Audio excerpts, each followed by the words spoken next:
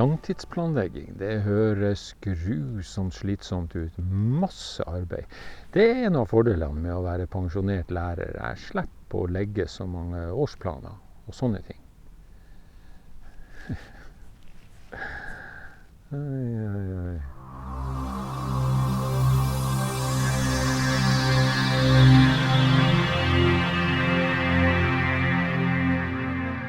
Jeg fortalte litt for noen dager siden om Josef og hans forhold til søsknene sine. Faren deres, Jakob, han hadde nok en viss forkjærlighet for sønnen sin Josef. Og det skal jo foreldre helst ikke ha, en forkjærlighet for en av ungene sine.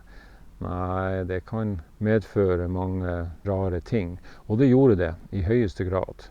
Søsknene la rett og slett broren sin for hat, og planla å ta livet av han. Men sånn gikk det ikke.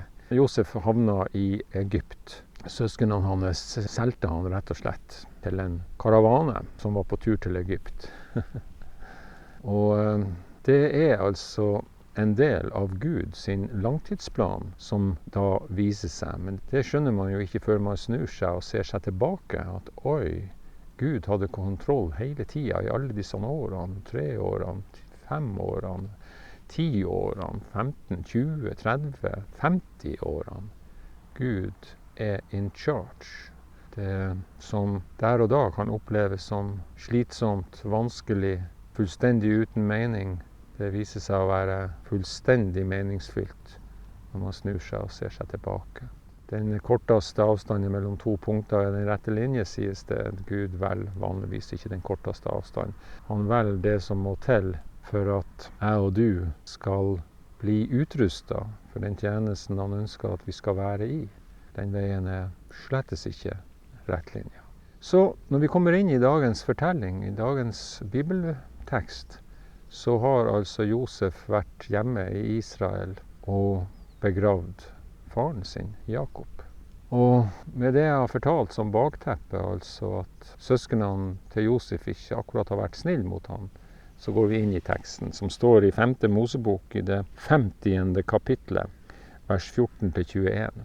Da Josef hadde begravd sin far, vendte han tilbake til Egypt, både han og brødrene hans, og alle som var dratt opp med ham for å begrave hans far.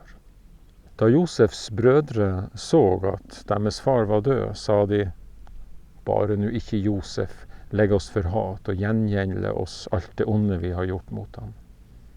Så sendte de bud til Josef og sa, før han døde ga din far oss dette han pålegg.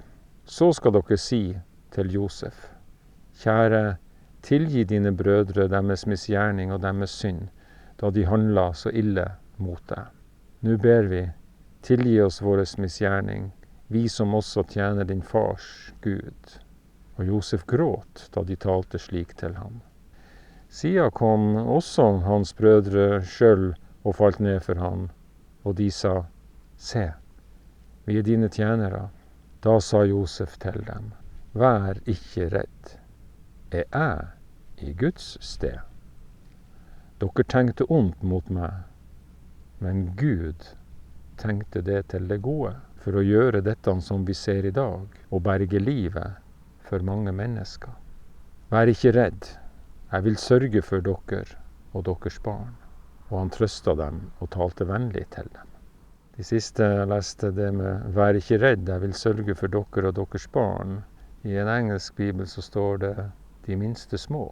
Sørge for de minste små. Og dypest sett så er vi alle Guds minste små.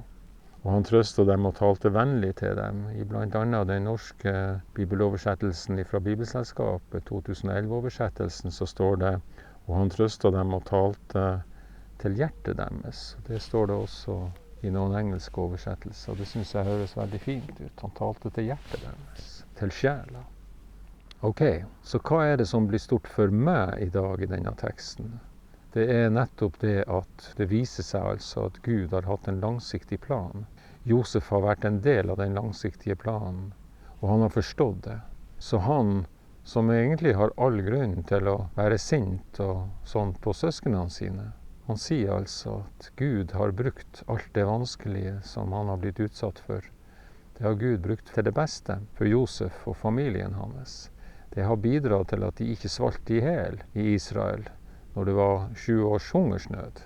For da hadde de plutselig noen å dra til i Egypt der det var mat nok, nemlig Josef. Og dette visste Gud om mange år før det skjedde. Så det som menneskelig sett var stygt gjort, og veldig stygt gjort, det brukte Gud til det gode.